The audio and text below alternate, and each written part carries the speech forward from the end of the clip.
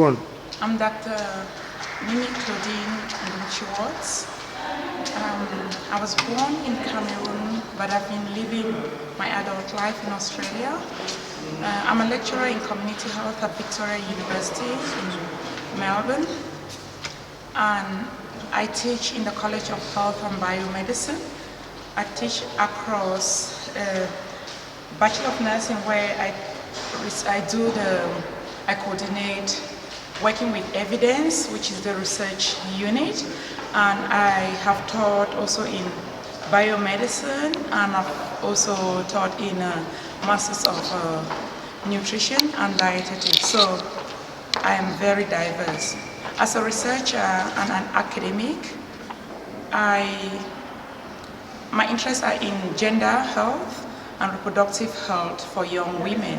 And I've done and published research in the areas of teenage pregnancy among refugee groups, young women who have migrated in Australia, mainly from Africa, because I identify them to be a vulnerable groups, but an area that there was a significant gap in the literature in researching.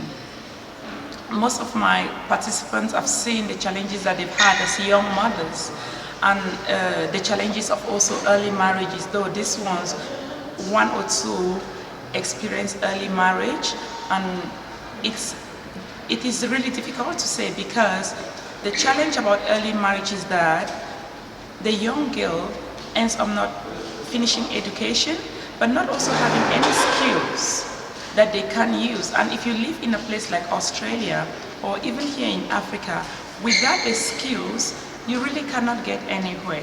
And I think that is a big challenge, and what means that person is going to live in poverty, and their own children are also going to live in poverty.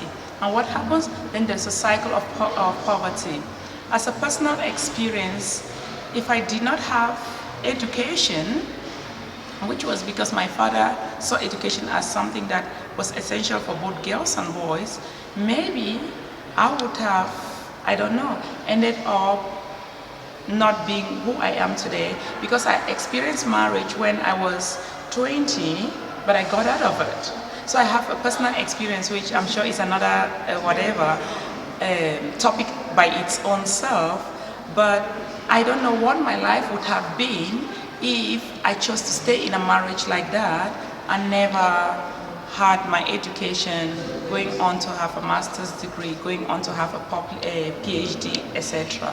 So it's really important to keep young girls in particular in school, but also most importantly is that families should be supportive of these young women.